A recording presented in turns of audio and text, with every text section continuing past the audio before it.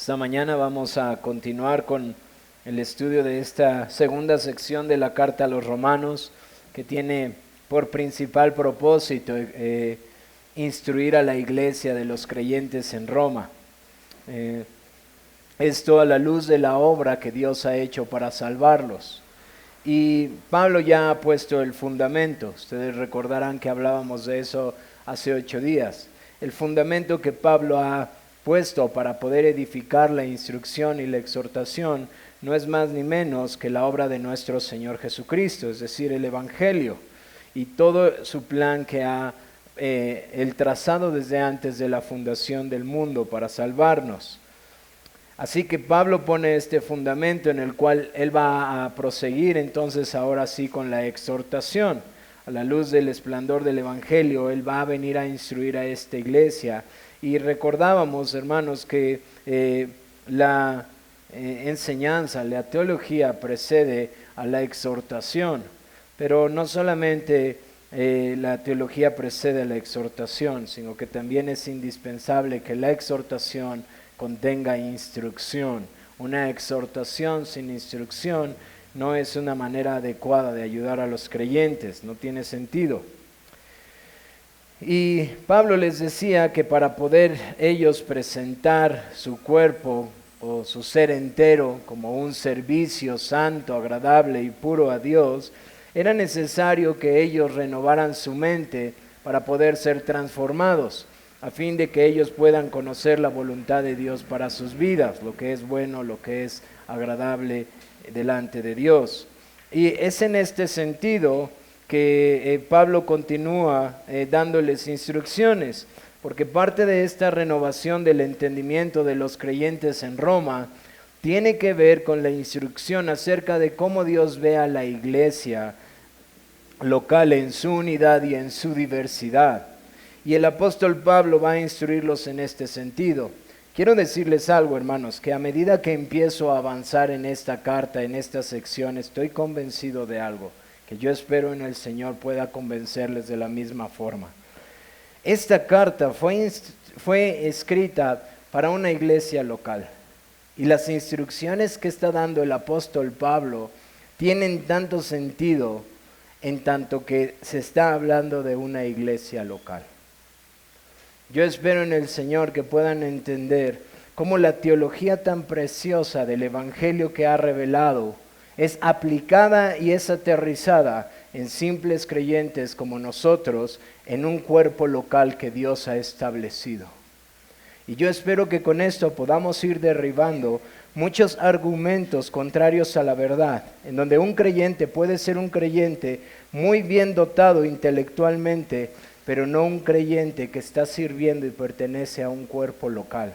Porque se darán cuenta que sin un cuerpo local, una membresía local, una iglesia local, lo que Pablo va a instruir no tiene ningún sentido. Y cómo es en la hermosura de las Escrituras que el Evangelio al cual nosotros exaltamos tanto por ser una obra tan gloriosa, está tan unido al cómo se desenvuelve una iglesia local, hermanos. Espero en el Señor que conforme avancemos en estas instrucciones, podamos renovar nuestra mente y ser transformados en que a Dios le complace establecer iglesias locales en las cuales Él obra para el bien de la iglesia y para la gloria de su santo nombre. Nuestros textos de esta mañana quise dividirlos en tres secciones. Quise dividirlos en 3 secciones porque esa es la manera en cómo está un poco estructurada la instrucción al respecto de la unidad y la diversidad. Primero, el apóstol Pablo pone cierta autoridad a su instrucción. Vamos a encontrar la autoridad de la exhortación. Eso lo vamos a ver en el versículo 3. Luego en el versículo 4 y 5 vemos que él va a hablar de la unidad del cuerpo. La unidad en el cuerpo. Y luego del versículo 6 al versículo 8, vemos que él va a hablar de la diversidad en la unidad. Y hermanos, yo espero que mientras les diga esto, no hay forma de hablar de la unidad en el cuerpo si no tenemos un cuerpo local. Sería ilógico hablar de la unidad del cuerpo hablando de la iglesia universal. Así que vamos a proceder con nuestra enseñanza de esta mañana. Dice nuestro primer punto, la autoridad de la exhortación. Y vayamos a nuestras Biblias, al primer verso, en el en el verso 3. Dice el verso 3 así: digo pues, por la gracia que me es dada, a cada cual que está entre vosotros, que no tenga más alto concepto de sí que el que debe tener, sino que piense de sí con cordura, conforme a la medida de la fe que Dios repartió a cada uno. Hermanos, encontramos esta forma de introducir esta instrucción. Él ha hablado, por eso quise leer los primeros 2 versículos, acerca de presentar nuestro ser entero a Dios como un sacrificio vivo, como un servicio de adoración a nuestro Dios. No nuestras mentes, no nuestras bocas para cantar, no solo nuestras mentes para llenarla de conocimiento teológico, sino nuestro ser entero. Dice el apóstol Pablo que lo presentemos como un servicio o un sacrificio vivo a nuestro Dios, porque esa es verdaderamente la adoración racional de entender el Evangelio. Y eso es lo que concluíamos la otra ocasión. Si nosotros hemos entendido un Evangelio que es necesario, que es suficiente y es un evangelio que nos hace estar seguros de que perseveraremos hasta el fin, entonces, lógicamente, dice el apóstol Pablo, cada uno de nosotros creyentes, el resultado es una adoración en donde nuestro ser entero es puesto al servicio de Dios. ¿Y cómo hacemos esto? Bueno, lo hacemos siendo transformados en la manera en la que vivimos por medio de poner la palabra de Dios en nuestras mentes, para que esto nos ayude a comprobar que lo que Dios quiere para nosotros es lo bueno, es lo agradable y lo que es perfecto. Él ha dicho esto.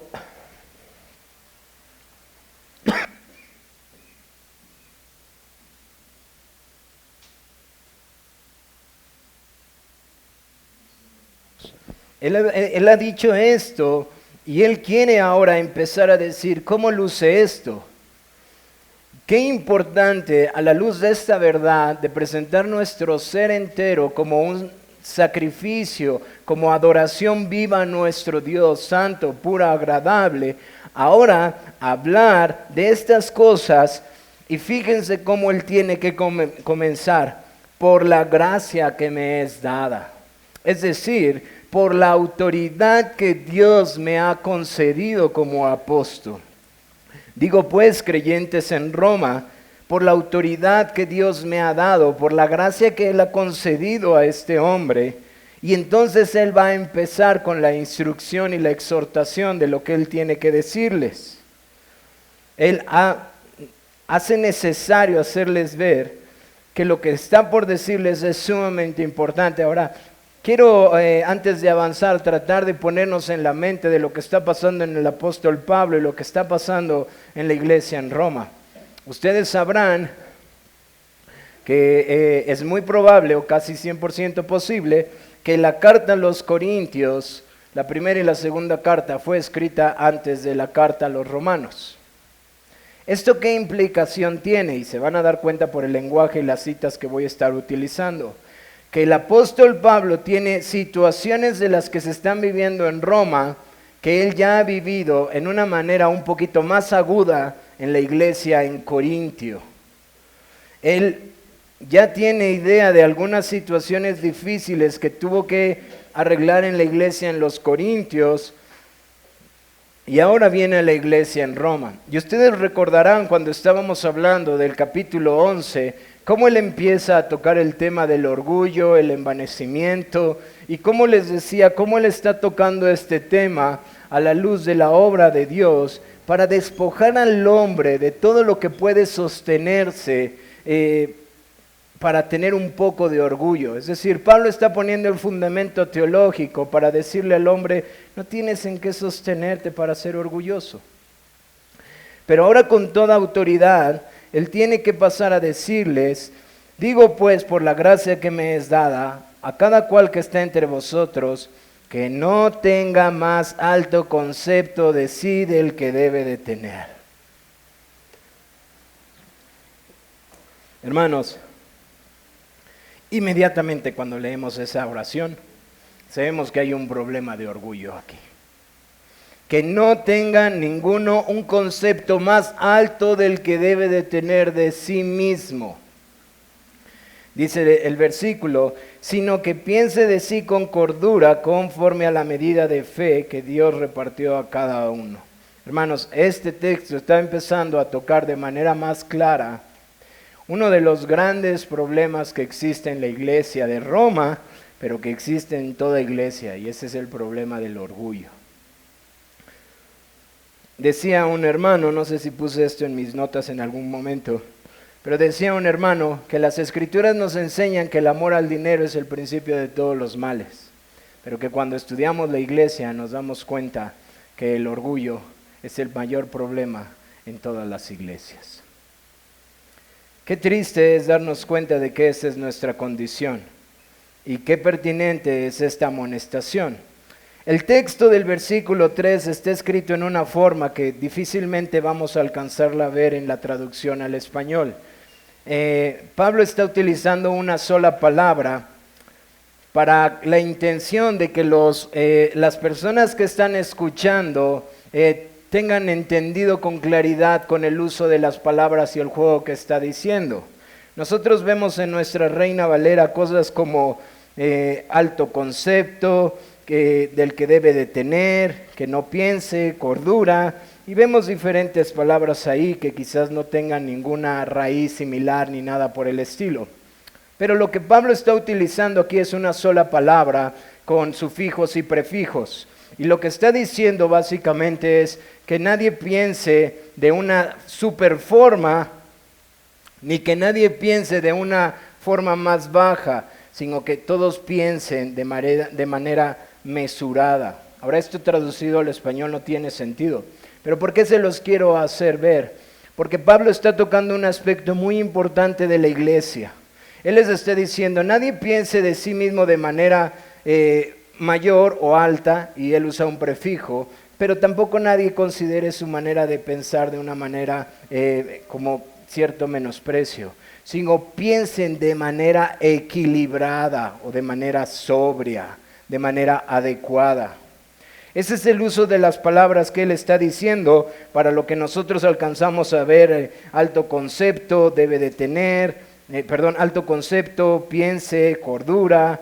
¿Y por qué es importante entender esto, hermanos? Por lo que está tratando de hacerles ver a los creyentes, que los creyentes deben de pensar de sí mismo moderadamente o con cordura. Con cordura. Y si se dan cuenta, el texto mismo nos dice por qué el creyente debe de pensar con cordura.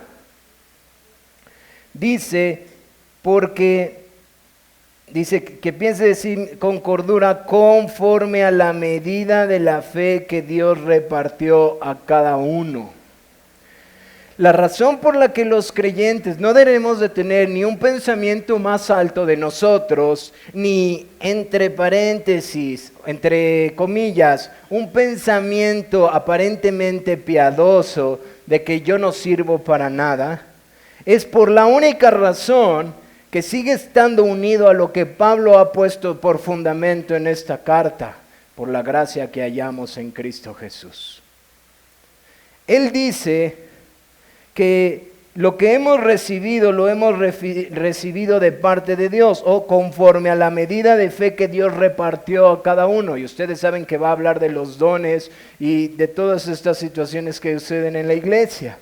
Pero él dice, no es permitido, creyentes, que tú tengas un concepto más alto de menosprecio de ti mismo, porque lo que tú tienes, no lo tienes por ti mismo, lo tienes por la gracia de Cristo. La misma gracia que te salvó es la misma gracia que te equipó para servir a tu iglesia. Es la misma gracia con la que Dios ha equipado a su iglesia. Así que un creyente les dice a los creyentes en Roma, debe de pensar de manera moderada al respecto de lo que Él es, por la única razón de que el Dios que lo salvó es el mismo Dios que lo equipa para servir a su iglesia. Así que Él los está exhortando a que piensen de una manera correcta, ni más de lo que debe, ni menos de lo que debe de ser. Porque el hacer esto está menospreciando a aquel que obró en ellos y los ha equipado. Ahora va de paso, hermanos, y en parte de las enseñanzas, es entender esto a un error que cotidianamente se escucha en las iglesias contemporáneas. Que una persona puede ser salvada, recibir el Espíritu de Dios y posterior a eso recibir ciertos dones y los busca, etcétera, etcétera, etcétera. Eso no es conforme a la verdad de Dios, hermanos. Todo creyente, en cuanto es salvado, es bautizado en el Espíritu de Dios, es hecho una nueva criatura, y es ese Espíritu de Dios con el que ha dotado a los creyentes con los dones para servir a su pueblo, hermanos. Es el Espíritu de Dios que salvó al creyente, que mora en él, que Él los ha dotado con dones para servir a su iglesia. Esta idea un poco más pentecostal o carismática, que viene de una palabra que vamos a encontrar aquí, que es carisma, que es recibir por gracia un don, hace meternos en algunos errores doctrinales que hace pensar que puede haber creyentes que no tienen dones. Hay un problema con esa interpretación, que el Espíritu de Dios que mora en ellos no los ha capacitado para servir al cuerpo al cual los ha unido. Porque como ustedes se darán cuenta, la capacidad que tiene un creyente para servir, como lo vamos a ver en este capítulo, está en referencia a la unión que tienen con Cristo, no a una segunda o tercera o cuarta experiencia que el creyente ha vivido.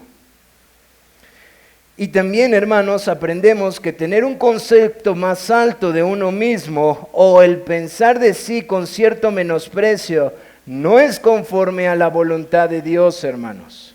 Es decir, yo no soy más piadoso porque yo entro por esa puerta diciendo, no, pues yo no tengo ningún don, a mí Dios no me ha equipado para nada, yo no soy digno de estar en esta iglesia, cuán miserable soy de servir a estos hermanos. Hermanos, eso lo he escuchado muchas veces en esta iglesia y en las iglesias hermanas. Pero eso no es conforme a la verdad. Eso pareciera ser que nos hace más piadosos. Solo hay un problema. Eso contradice la obra que el Señor ha hecho en nuestras vidas. Porque según el Señor, todos hemos recibido dones. Y esos dones los ha dado Dios para que sirvan a su iglesia. El pensar que yo no tengo un don o que yo no tengo nada con lo que pueda servirle a mis hermanos, es rechazar la verdad de que el Espíritu de Dios que está en mí me capacita para servirles. Ahora, eso no implica que a lo mejor le pueda costar a un creyente trabajo reconocer cuáles son esos dones. Quiero aclarar esto. Eso no implica que pueda haber hermanos que están batallando en identificar cuáles son los dones que Dios les ha dado. Pero nuevamente, hermanos, esa es la importancia del cuerpo local. Porque es en el cuerpo local, en la iglesia, donde nosotros vamos a poder reconocer cuáles son los dones o las actividades que podemos llevar en nuestra iglesia con cierta facilidad o capacidad que no proviene de nosotros. Y de ahí la importancia del cuerpo local. Vamos a continuar, hermanos. El siguiente punto, la unidad del cuerpo, Romanos 12, versículo 4 al 5, dice: porque de la manera que un cuerpo tenemos muchos miembros, pero no todos los miembros tienen la misma función, así nosotros, siendo muchos, somos un cuerpo en Cristo y todos miembros los unos de los otros. Pablo ya ha dicho que nadie piense de una manera que tenga un concepto más alto de sí mismo, sino que piense con cordura, dice nuestra versión, que piense de manera moderada. ¿Por qué? Porque de la manera que en un cuerpo tenemos muchos miembros, pero no todos los miembros tienen la misma función, así nosotros, siendo muchos, somos un cuerpo en Cristo y todos miembros los unos de los otros. Este lenguaje que el apóstol Pablo aquí no es del todo nuevo. Yo por eso quería hacerles mencionar cómo es el orden cronológico de cómo las cartas fueron escritas. Pablo ha tenido que profundizar bastante en este tema en la iglesia a los Corintios. El capítulo 12, si ustedes quieren leerlo, va a hablar mucho más claramente de lo que Pablo aquí resume en 2 versículos. El capítulo 12 de la primera carta a los Corintios habla al respecto de esta enseñanza que él ha estado dando. Pero no solamente lo habla en la carta a los Corintios, también lo encontramos en la carta a los Colosenses, capítulo 1, y en la carta a los Efesios, capítulo 4. Este es un lenguaje muy común que el apóstol Pablo utiliza, en donde yo creo que hasta para los niños que están esta mañana aquí va a ser muy claro, porque él habla de cuerpo, de miembros y cómo están unidos. Ahora, niños que están aquí esta mañana, ¿puedes quitar tu manita de tu brazo? A ver, intenten, vean sus manos. Les estoy hablando a ustedes pequeñitos. Vean sus manos. ¿Puedes quitar tu mano de tu brazo? ¿Puedes quitar tu cabeza de tu cuerpo? Es más, ¿puedes decirle a tus pies que vayan para un lado y que tus manos vayan para otro? Eso está interesante, ¿verdad? Pero no es posible. Quisiéramos, pero no es posible. ¿O quisieras que un brazo vaya y recoja una cosa y otro brazo vaya y recoge otra cosa? Pues quizás quieras hacer eso cuando tu mamá te pide que hagas algo. Pero no puedes separar tus brazos y seguir funcionando. ¿O acaso puedes hacer que tus pies vayan corriendo por el balón mientras tú vas correteando a tu amigo solo sin tus pies? Es imposible hacer esto. Esta manera en la que está hablando el apóstol Pablo, en donde existe un cuerpo y existen diferentes miembros, pero no obstante existe una unidad, es la imagen más clara que las Escrituras nos enseña para nosotros como iglesia local, para la iglesia local en Roma. Es verdad, mi dedo meñique no tiene la misma función que mi dedo índice. Es verdad, mi pie derecho no tiene la misma función que mi pie izquierdo. Ni siquiera mis pies tienen la misma función que mis manos. Trata de caminar con tus pies. ¿Lo vas a lograr durante muchas horas? Imposible. Cada miembro tiene una función muy particular, pero cada miembro es esencial en lo que somos como cuerpo. De hecho, hay estudios que demuestran que si a una persona le cortaran sus dedos más chiquitos de su pie, perdería el equilibrio y la capacidad para correr. Porque aunque es un dedo chiquito que para muchos de nosotros parece que está desapareciendo, no obstante el no tenerlo rompería funciones principales del equilibrio que tiene el cuerpo humano. Ahora, ¿por qué estoy adentrándome tanto en estas cosas de las cuales no soy experto? Porque estas imágenes tan sencillas son las que Pablo está utilizando para decirle a los creyentes en Roma: por favor, dejen de pensar que unos son más u otros son menos. Todos son esenciales en el cuerpo de Cristo, porque es Dios quien ha puesto los límites de su espacio. Es Dios quien los ha incluido en esta iglesia. Es Dios quien los ha llamado a pertenecer a este cuerpo. Y cada uno de ustedes es esencial en sus dones y talentos.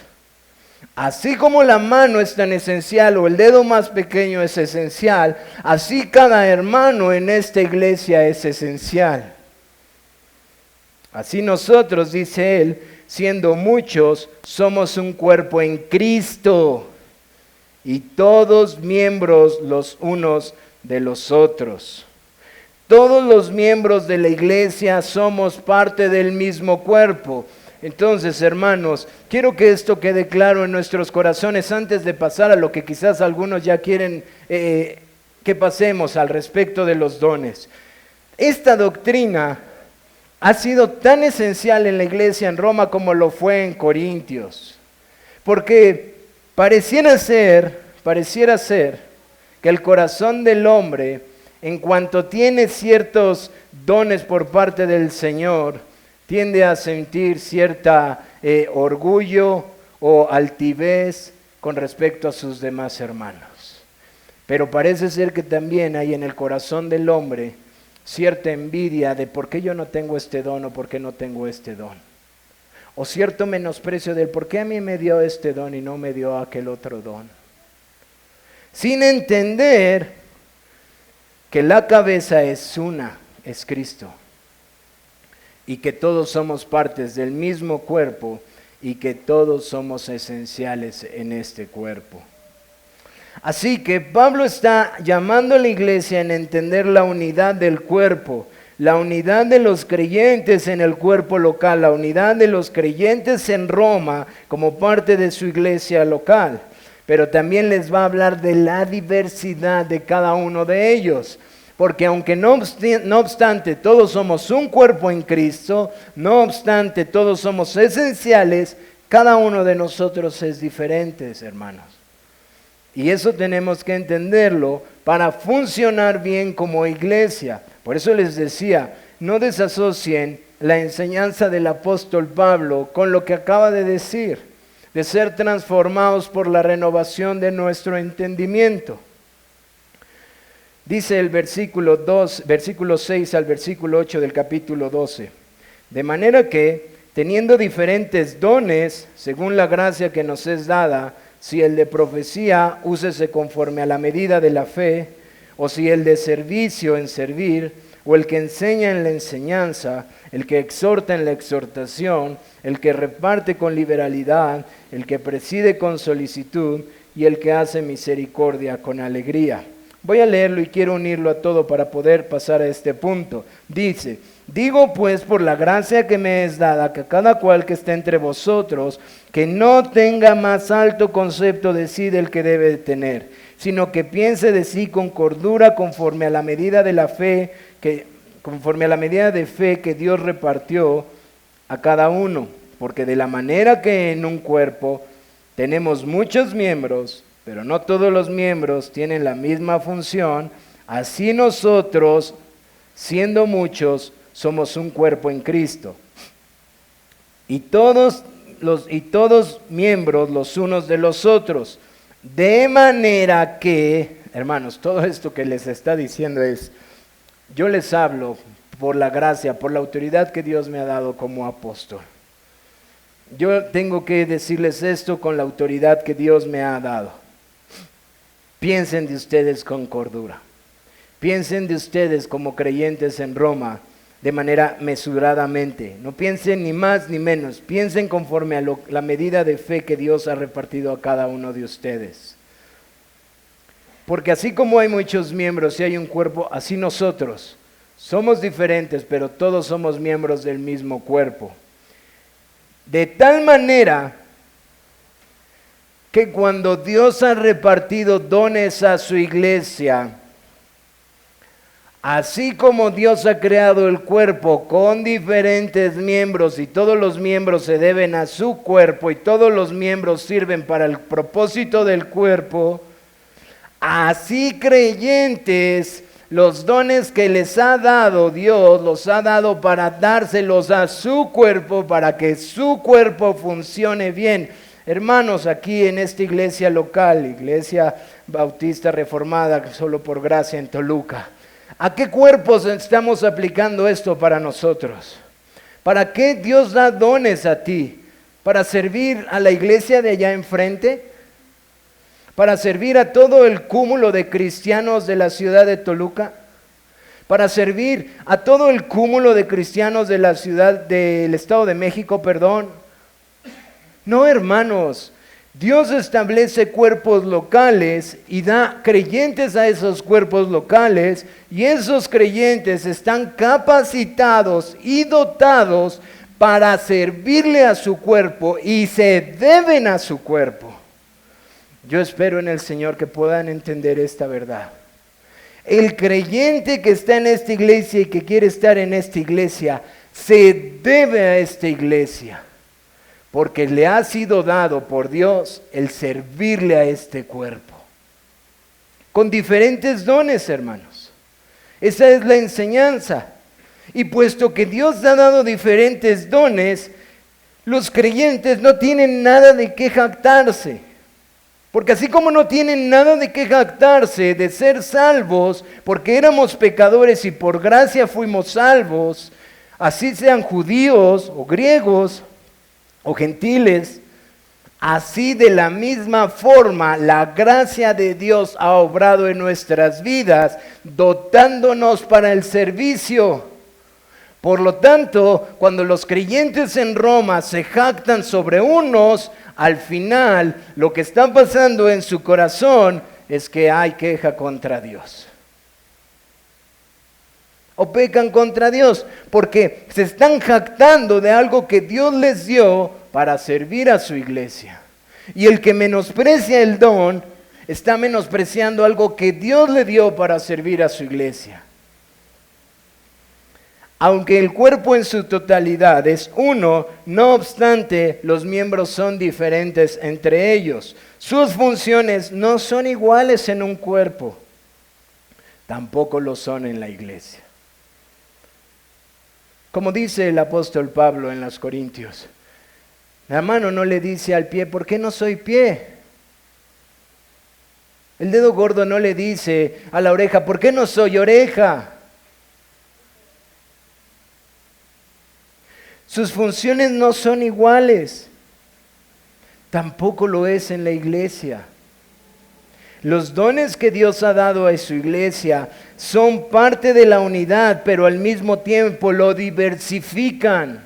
Cada uno de nosotros ha sido dotado de tal forma que este cuerpo es completo, según la mente de Dios, por los dones que Él ha dado a cada creyente. Cuando este cuerpo deja de funcionar de manera correcta, cuando uno de los miembros no está poniendo al servicio de su iglesia sus dones que Dios les ha dado. Y nos encontramos con esta lista de dones que son citados en estos 3 versículos, perdón. No es una lista exhaustiva, hermanos. Ese es el primer punto que tengo que decirles. Los dones que vemos aquí no es una lista exhaustiva, como tampoco lo es en 1 Corintios capítulo 12, verso 8 al 10, ni tampoco verso 28 al 29, ni tampoco Efesios capítulo 11. No es una lista exhaustiva, es decir, el apóstol Pablo no está viniendo aquí para darle a los hermanos en Roma una lista exhaustiva de todos los dones posibles y por haber en la iglesia. Él no está diciendo estos son todos los dones que hay y estos son todos los que pueden tener. No es la intención. Él está mencionando algunos de los dones y está diciendo cuál es su función y qué es lo que debería de hacer. Cómo deben de funcionar. Y hermanos, es importante que entendamos un poco estos dones. A lo mejor pensaba no meterme tanto en ello, pero creo que sí es importante como parte de la renovación de nuestro entendimiento para que podamos seguir siendo transformados. Porque muchos de nosotros venimos de contextos pentecostales o carismáticos en donde ha habido énfasis desmedido en algunos de estos dones y ha habido mucho desorden en su enseñanza al respecto de esto. Aquí el apóstol Pablo va a poner, me parece que son 1, 2. Sí, son 7 dones de los que habla él aquí. Y el más complicado de entender por cuestión de la confusión y los debates que existen es el primer don que es nombrado aquí. Dice, de manera que teniendo diferentes dones según la gracia que nos es dada, ahí es la palabra carisma, de donde proviene el título de las iglesias carismáticas, Si el de profecía, úsese conforme a la medida de fe. ¿Qué quiere decir el apóstol Pablo con aquellos hermanos que tienen un don de profecía? Primero voy a ir de lo más sencillo, de lo más sencillo a lo más general de esta palabra. Esta palabra profetizar en su raíz solo quiere decir hablar hacia adelante. Eso quiere decir profetizar, hablar hacia adelante. Ahora tengo que dar un poco de contexto con respecto a esta palabra y todo lo que puede causar y se ha dicho. Nosotros tenemos profetas en el Antiguo Testamento y aparecen en el Nuevo Testamento, en el libro de los Hechos, también profetas. Pero siendo estrictos en el sentido de lo que los profetas del Antiguo Testamento hicieron, los cuales hablaban palabra autoritativa de parte de Dios e inspirada, que es lo que está registrado en las Escrituras, lo que vemos en el Nuevo Testamento no son estas personas que aparecen como profetas en el libro de los Hechos. Lo que pudiéramos decir que es el mismo ministerio en el Nuevo Testamento es los apóstoles. Porque los apóstoles, por medio del Espíritu de Dios, tal como lo dice en el libro de los Hechos, hablaron de manera autoritativa la verdad de Dios. Entonces tenemos profetas en el Antiguo Testamento, por los cuales tenemos el Antiguo Testamento, y luego tenemos los apóstoles en el Nuevo Testamento, por los cuales tenemos el Nuevo Testamento, y podríamos equilibrar a que ellos tienen la misma autoridad para dar palabra inspirada de Dios, autoritativa para la iglesia.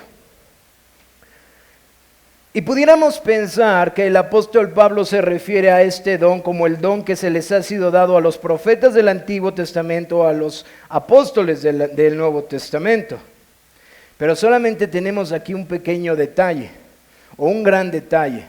Número uno, cuando el apóstol Pablo le está hablando a los hermanos en Roma, no hay ningún apóstol en Roma. De hecho, la iglesia en Roma no fue fundada por un apóstol. La iglesia en Roma es muy probable que fue fundada por el primer sermón que se da en el libro de los Hechos, en donde viene el derramamiento del Espíritu Santo y muchos de esos creyentes van a Roma y la iglesia se forma. Entonces, si está hablando del don profético del cual los apóstoles gozaban para inspirar la palabra de Dios, él tendría que estarle hablando a otro apóstol en la iglesia en Roma, y no hay otro apóstol en la iglesia en Roma. No obstante, también las cartas nos definen este don de profecía con más claridad. Ustedes recordarán que Corintios es una de las iglesias que tiene más problemas, porque decían unos, yo profetizo, yo otros hablo en lenguas, yo hago esto, yo hago el otro, y entonces había muchos dones que se presumían y buscaban muchos los que eran más visibles. Y el apóstol Pablo habla diciendo que él preferiría que todos profetizaran. Si pensamos que el don de profecía tiene que ver con la palabra autoritativa que viene del Espíritu Santo y que le daban los hombres, entonces tenemos un problema, porque Pablo le está diciendo a los creyentes en Corinto, yo quiero que todos ustedes sean como yo, profetas y den palabra de Dios. Pero gracias a Dios, que es la misma carta a los Corintios que delimita a lo que el apóstol Pablo se refiere. Él está diciendo en 1 Corintios capítulo 14, verso 3, dice, pero el que profetiza habla a los hombres para edificación, para exhortación y para consolación. Entonces, el don de profecía que está hablando el apóstol Pablo en primera carta a los Corintios, capítulo 12, y que luego clarifica qué es en el versículo 3 del capítulo 14, dice que es un don, el cual cuando se ejerce, edifica, exhorta y consuela. Eso descartando el extremo en donde se piensa que la palabra profética es aquella que va a predecir futuro para ti, o que te está profetizando cosas que te van a pasar, o que te dio una profecía con respecto a lo que Dios quiere para ti. Que en muchas en un gran número de veces tan solo es una palabra carnal de una persona. Hermanos, hay una palabra clave en este texto para poder entender el don. Conforme a la medida de la fe. Hacerlo conforme a la medida de la fe. Si nosotros estudiáramos el original, ahí viene una palabra, medida, que después la iglesia reformada reconsidera para defender las escrituras con respecto a que las escrituras se interpretan a sí mismas y que las escrituras nunca se contradicen. Se conoce como la analogía de la fe. En griego está diciendo el apóstol Pablo, y háganlo conforme a la medida de la fe, conforme a la analogía de la fe. ¿Qué les está diciendo? Háganlo conforme a la congruencia de la fe. Háganlo conforme a lo que la fe determina. Los reformados posteriormente utilizaron esta palabra para lo que les decía. La palabra nunca se va a contradecir a la palabra. Donde hay claridad nos ayuda a interpretar, donde parece haber no tanta claridad. Los textos fáciles nos ayudan a interpretar los textos difíciles y las escrituras nunca se van a contradecir. Esta es la verdad que está empacada en esta oración y les está diciendo, el que profetiza, hágalo conforme a la medida de la fe, conforme a la analogía de la fe, o tomando las palabras del apóstol Pablo que instruyó en otra carta meses atrás, les está diciendo, háganlo para edificación y exhortación y consolación del pueblo. ¿Cómo se hacía eso? Hermanos, eso se hacía conforme a la predicación de la palabra de Dios. Eso es lo que encontramos que es parte de la predicación de la palabra de Dios. Ahora, es verdad que en el Antiguo Testamento había profetas, en el Nuevo Testamento los apóstoles profetizaron. Es verdad que hubo hombres en el libro de los Hechos y mujeres que dijeron profecías futuras. Eso es verdad. Pero también es verdad que el canon ha sido ya terminado, hermanos. Y también es verdad que el uso de la palabra en el Nuevo Testamento está relacionado al acto que hacían los predicadores o los pastores, que simplemente tenía que ver con la raíz de esta palabra. Hablar hacia adelante la verdad de Dios, proclamar la verdad de Dios. Por eso les está diciendo, y los que proclaman la palabra de Dios, háganlo en conformidad a la fe, háganlo en medida de la palabra de Dios.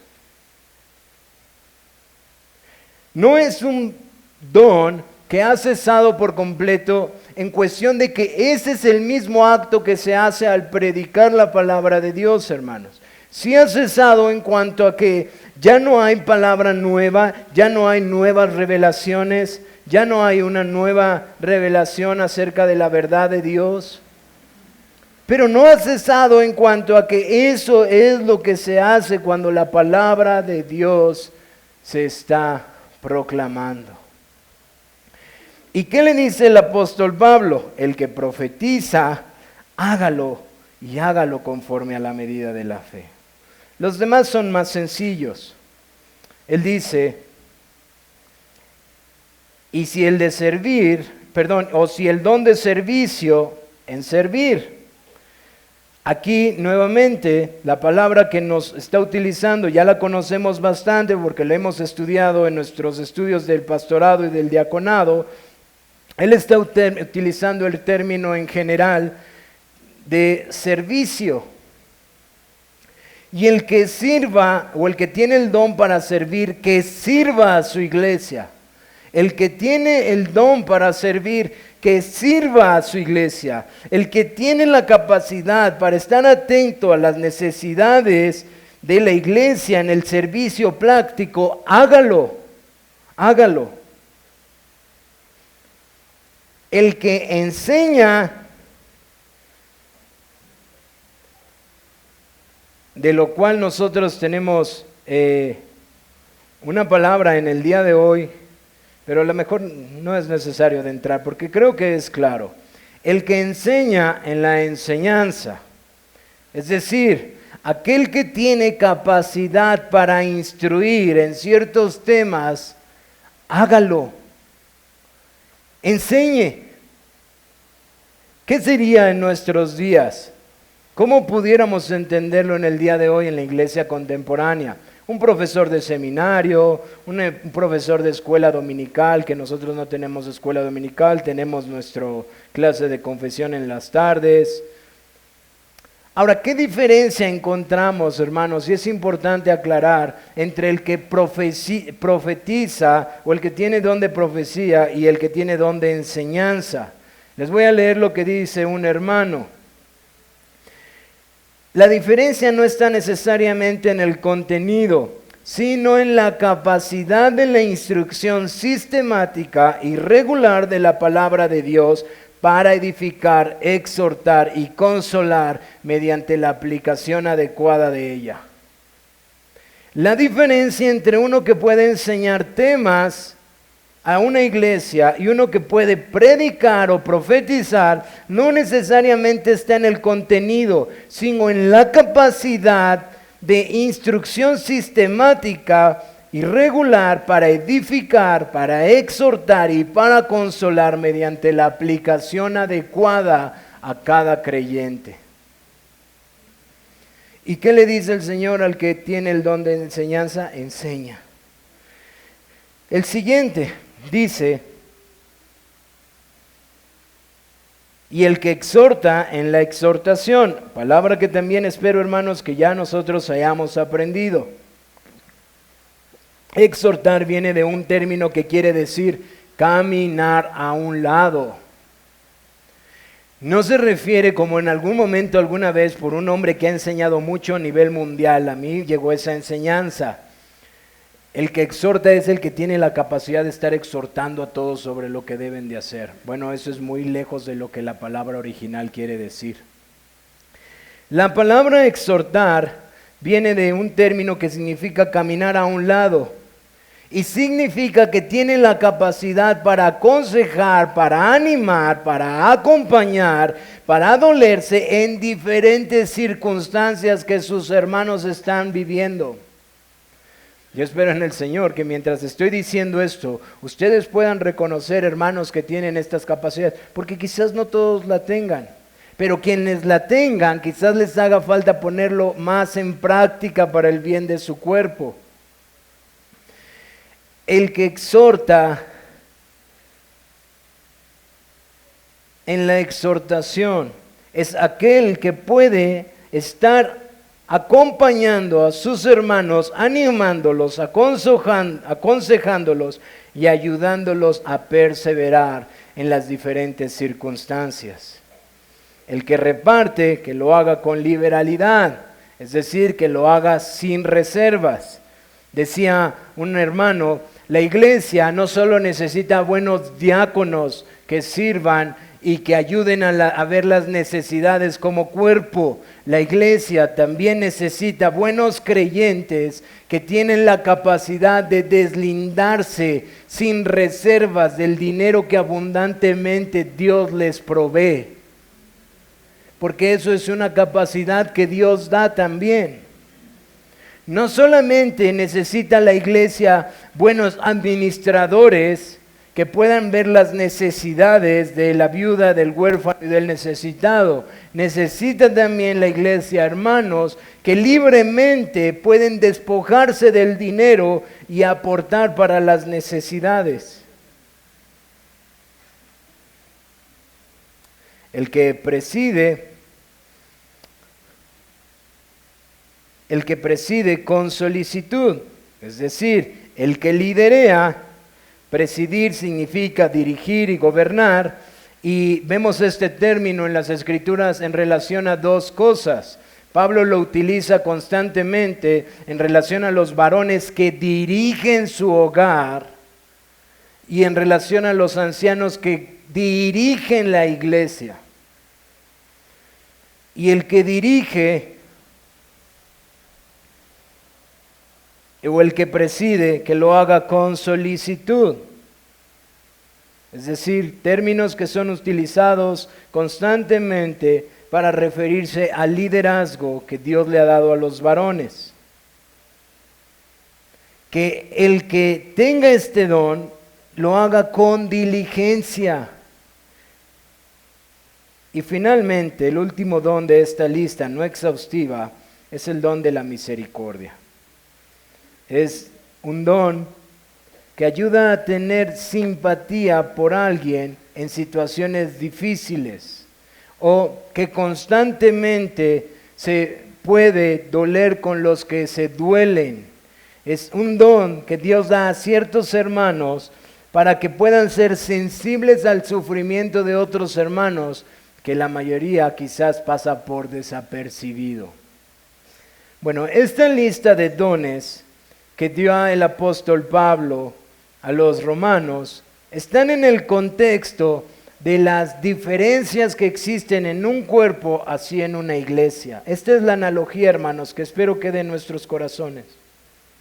Pablo le dice a los romanos, así como el cuerpo funciona de manera adecuada cuando los miembros del cuerpo entienden que son parte de un solo cuerpo, así la iglesia funciona de manera adecuada cuando entienden que los dones que reciben, los reciben por el Espíritu de Dios y que tengan un pensamiento adecuado al respecto de ellos.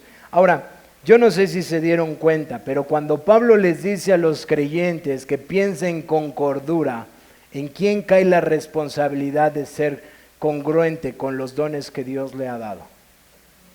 En el creyente, en el creyente. Es decir, como decía un hermano, si yo estoy demasiado elevado porque pienso que tengo don A, B y C, D, el problema es mío, no de la iglesia. Pero al mismo tiempo, si yo soy negligente en mi iglesia, en el servicio, porque yo diga, ay, es que a mí mi iglesia, mi pastor nunca me ha dicho qué don tengo. No, el problema sigue siendo en ti. Porque si tú eres un creyente, tienes la responsabilidad de ser diligente en conocer tus dones. Porque tus dones han sido dados para el servicio de tu iglesia. Te debes a tu iglesia local. Dios nos ha salvado, no solo nos ha salvado a sus escogidos, Dios no solo ha salvado a sus escogidos, sino que también los ha capacitado y los ha juntado en un cuerpo para que estos puedan funcionar de manera adecuada para Él y sus propósitos y muestren la hermosura de su evangelio.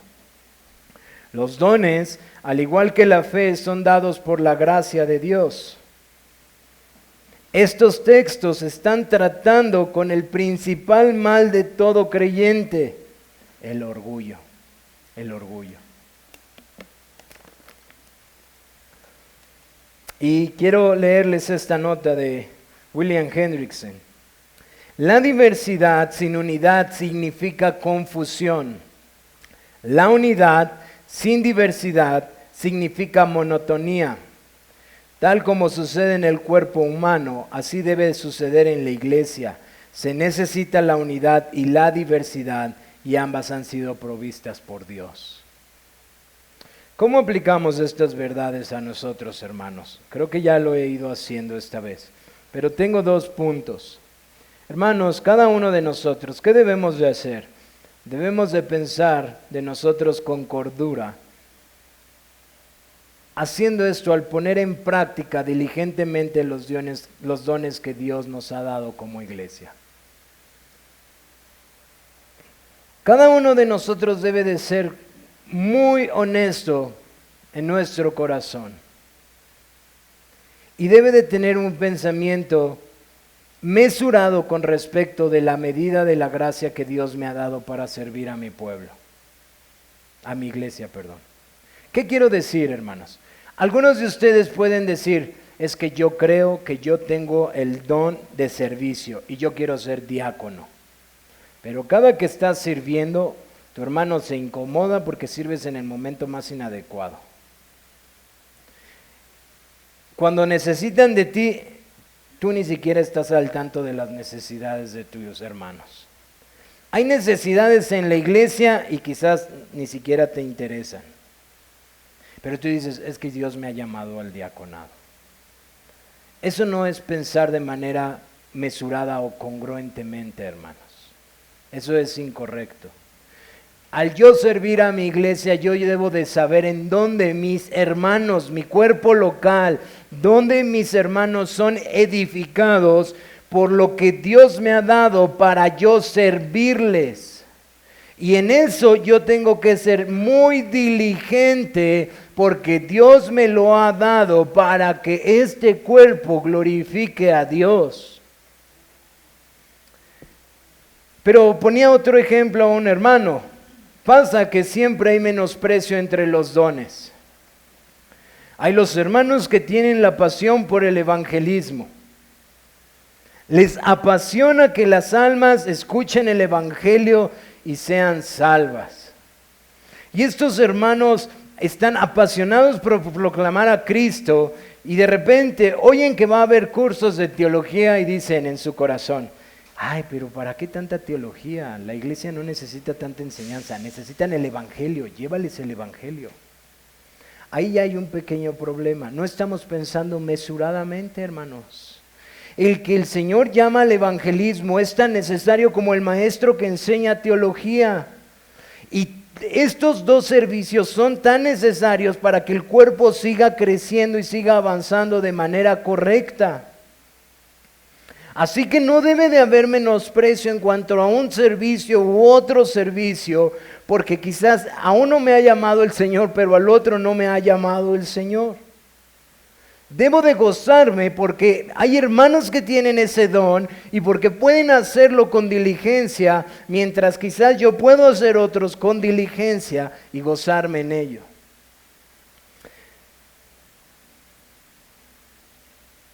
Tenemos que poner en práctica diligentemente los dones que Dios nos ha dado si somos parte de esta iglesia, hermanos. Segunda aplicación, busquemos la unidad en la diversidad del cuerpo, hermanos. Busquemos la unidad en la diversidad del cuerpo. No tengamos envidia de los dones de nuestros hermanos. Pero tampoco seamos negligentes en lo que Dios nos ha dado. No estemos codiciando los dones que Dios no me ha dado, sino tengamos contentamiento con lo que el Señor me ha dado y pongámoslo en obra, porque eso es lo que glorifica a Dios y por eso Dios me ha añadido a este cuerpo. Eso va a hacer que la iglesia crezca en unidad. La unidad que entiende que de este cuerpo, en donde los miembros son unos, hay una sola cabeza. Yo creo, hermanos, que la manera en la que tú y yo vamos a mortificar más el orgullo con el que batallamos es entender que ni tú ni yo somos la cabeza. Y que ni tú ni yo podemos llegar siquiera a pensar un poco como la cabeza que es Cristo.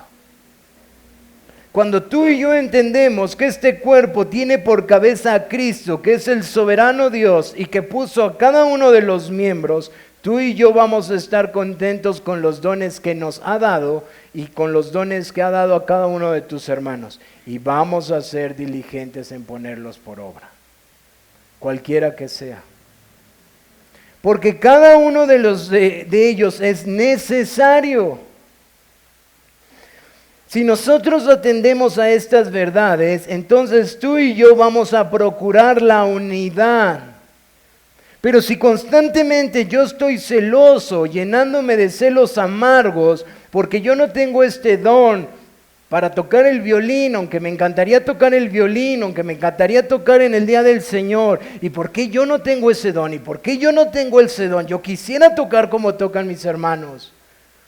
Lo único que estoy haciendo es quejarme en contra del Señor y no entendiendo la multiforme gracia de Dios que obra en su iglesia. Porque a Dios le plació darles esos dones a otros hermanos para el bien de su iglesia y para la gloria de su nombre. Así funciona la iglesia, hermanos. Por último, amigo, que estás esta mañana entre nosotros. Esta es la iglesia de Cristo. Esta es la maravillosa y gloriosa iglesia de Cristo, la cual estuvo en la mente de Cristo antes de la fundación del mundo. Esta es la iglesia de Cristo a la cual todavía tú no perteneces. Que me entristece mucho saber que tú no tienes dones todavía para servir a esta iglesia, que no puedes disfrutar del servir de ella, que si tú no te arrepientes y pones en tu fe en el Señor Jesucristo, no puedes ser parte de esta gloriosa obra.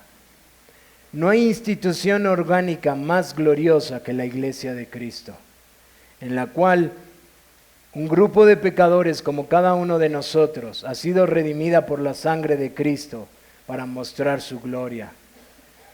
Yo te ruego esta mañana que por favor no trates de servirle, porque así como estás en tus pecados, tus obras no tienen valor, tus obras son como trapos de inmundicia. Que lo mejor que puedes hacer con humildad es reconocer tu necesidad de Cristo, es arrepentirte de tus pecados, es reconocer que Jesús ha venido para salvar a pecadores y que tú eres uno de ellos. Cuando tú puedas reconocer eso en tu corazón y puedas creer que Él resucitó de entre los muertos para salvarte, quiero decirte algo, tú también puedes ser parte de esta maravillosa iglesia, la iglesia de Cristo. Vamos a orar para pasar a la cena del Señor.